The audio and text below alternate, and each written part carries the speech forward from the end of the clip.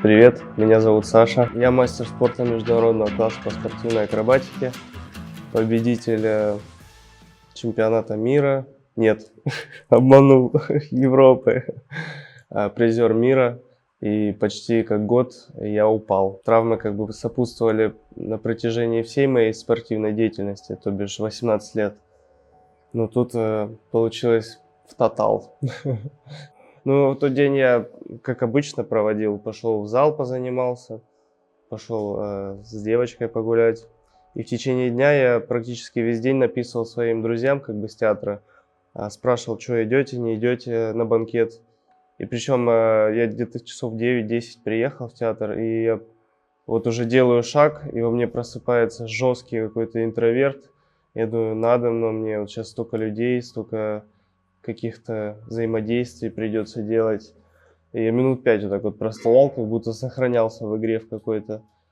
И столько тоже каких-то интересных моментов было. Но это уже потом я когда лежал, учился дышать, скажем так, и вспоминал какие-то определенные моменты, какие-то знаковые. То, что ко мне друг подходит, я сижу тоже разговариваю, он меня хватает прям за ноги, говорит, блин, вот это ноги, типа, вот этот, Саня, ты красава, на копытах таких двигаешься, вот бы мне такие. Ну и просто, что я сидел, тоже разговаривал и говорил, что, блин, я в этот вечер не должен здесь находиться. Ну, упал я очень глупо. Просто не знал, что происходит, просто потерял контроль, наступил туда, куда не стоило наступать. И вот с 6 метров на лицо как бы приземлился с массой 85 килограмм. Да. Ну, очнулся, видел, что вокруг меня стоит мой друг, там еще какие-то ребята, все очень смутно было. И первое, что я попытался сделать, это руки поднять. То есть я очень тяжело поднимал. И они просто вот доходят до параллели, и дальше как бы вот, законы физики, гравитация, они падают на меня. И я понимаю, что они как плетки. Я понимаю, что куда они упали, я ничего не чувствую. Ну и первые мои слова были: неужели это мой конец? Прям вот, причем тоже так забавно вышло, что за 2 недели до случившегося мне сон приснился, как в машине я с моста падаю, начинает все затапливать, и я просто в панике какой-то дикой бьюсь и говорю, что, ну вот мои слова, на которых я проснулся, неужели это мой конец? И я так запомнил это, и вот, грубо говоря, через 2 недели я воспользовался этой фразой снова. И вот самый ужасный, наверное, момент, то, что у меня еще такая какой-то страх всю жизнь был, что у меня с горлом что-то произойдет. Я даже в автобусе там еду, ты начинаешь присыпать, я всегда кофту так натягивал, боялся, что что-то произойдет. Ну вот просто какой-то бзик был у меня. А тут я просто чуть-чуть очнулся, видимо, под наркозом, и надо мной стоят врачи, и мне просто в этот момент скальпель в горло вводят. Что сказать про реанимацию? Провел я там достаточно долго времени, очень долго. Это прям, ну реально, я не знаю, вот если ад есть, он, наверное, так и выглядит. Это еще такая среда загрязненная, скажем так. Я месяц и неделю провел в реанимации, это очень много. Ну просто привезли такое тело округленное, скажем так, за 19 лет спорта.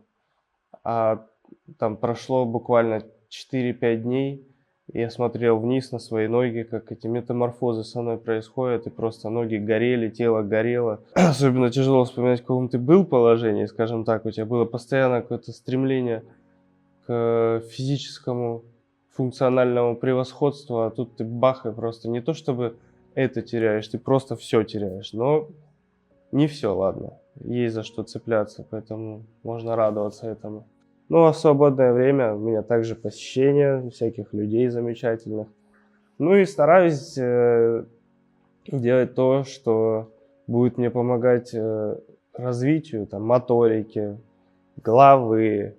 Тут тоже нейроны пытаюсь выстроить, аксоны новые, чтобы проросли.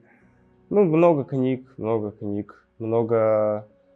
Ну, тоже вот жонглировать я научился, забавно. Мне подарили мячики с Италии, прилетели ребята, девочка подарила мячики. Я на них где-то месяца 2 смотрел и реально боялся вообще просто приступить даже к этому занятию, потому что я в нормальном состоянии не мог жонглировать, а тут просто с этими руками. Ну, в общем, я потратил что-то дня 3, и присылаю видео, что я уже могу 4 или 5 раз перекинуть 3 мячика. Она мне записывает голосовое и фотографию присылает, потому что в то время на тренировке она была. Саша, класс, там написано. И говорит: Саша, если ты 100 раз сможешь так накинуть, я соберу всех людей в зале и главного тренера, и он будет на плакате держать надпись «Саша супер класс». Ну, для меня это сыграло прям как супер мотивация и топливо. Я такой, ну все, базар. Ну и через где-то недели полторы я присылаю ей видео, как я 118 раз накидываю. Дождался я этого видео, и это того стоило. На самом деле это классно вообще. Саш, на 100 перебросок я соберу весь зал, посередине будет стоять Доня, держать листик «Саша, супер класс» и 4 восклицательных знака. Ну и все, забросил это дело.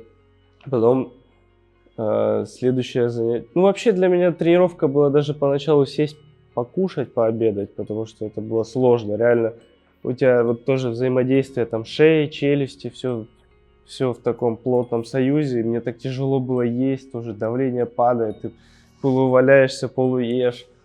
Ну ничего, преодолели. Следующее, что я делал, это вязание. Все так удивлялись в центре, потому что я гонял постоянно с этими спицами. Как это называется-то? Ну, в общем, да. Вязал. И нет бы начать с чего-то маленького. Я думаю, ладно, сразу свитер бахнули без схем, без ничего. И так круто вышло, на самом деле. Такой чисто свитер Бодрова, только не разноцветный, а такой здоровый, такой красивый. Классный свитер, очень знаковый. Может быть, его на аукцион потом за $1 миллиард $1000 выставлю, потому что за ним история большая стоит. Потом, ну, сейчас рисую периодически, что-то пытаюсь, учусь. Кубик Рубика вот собрал. Короче, занимаюсь тем, чем бы я никогда не занялся в своей доминантной жизни прошлой альфа-самца. Инвалидность, такое ощущение, что для очень обеспеченных людей вид роскоши такой. Потому что те же аппараты, на которых я вот учусь ходить, там тоже за счет корпуса 400 там с чем-то. Коляска, если хорошую брать, не электрическую, 300 с чем-то. У меня у самого сейчас скоро будет год, я не знаю, мне просто год пока оплачивают. Это очень много, очень круто. Ну, тяжело, конечно, тоже вот каждый день вставать, бороться с этим тоже давлением, со всеми этими невзгодами, тренироваться. Ты реально тут, вот самые тяжелые тренировки, тяжелее мне, там можно 300 килограмм накинуть на плечи, присесть. Но здесь намного тяжелее, тебе нужно пытаться двигать тем, что не двигается. И каждый день, это, естественно, прям ты выгораешь иногда, прям тяжело вообще. Ты лежишь в точку, смотришь, просто не хочешь двигаться. Но понимаешь, что, блин, от этого твое будущее зависит, тебе нужно двигаться и идти дальше. Ну а сейчас, как бы, помимо того, что реабилитация, это, ну, правда, сложный процесс. Я не знаю, как люди, которые не были знакомы с тяжелым физическим трудом, это переносят. Потому что я прям помню, если сейчас, как бы, ну, и то нормально, ладно. Я уже, человек ко всему привыкает. Ну, и спрогрессировал я нормально. А первое время там вообще ты вот тоже с этим давлением, со всеми этими действиями. Мне тоже вот задача была просто руки как бы на кушетку ставить и просто чуть-чуть вот так вот за счет трицепса отрываться, чтобы это как подводящее движение было к тому, чтобы пересесть потом с коляски на кушетку. Я помню прям, ну вот тоже там, грубо говоря, полгода назад ты от груди там жмешь 130 килограмм, а тут ты сегодня просто не можешь себя еле-еле оторвать. И я помню, инструктор надо мной стоит, и я прям всю душу вкладываю. Мне прям аж рыдать хочется, я трушусь, пытаюсь это сделать. И он говорит, ну давай еще 10 раз так. Я такой, блин, как же это мучительно. Ну, то есть, правда, тяжело. Так, по поводу того, что я могу где-то сдоминировать. Я могу даже сейчас в таком положении сделать то, что не все мои друзья чемпионы галактик по спортивной акробатике могут сделать.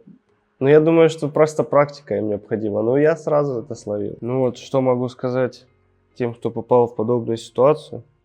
У меня просто вот прям перед травмой, ну и вообще один из любимых моих писателей, Довлатов.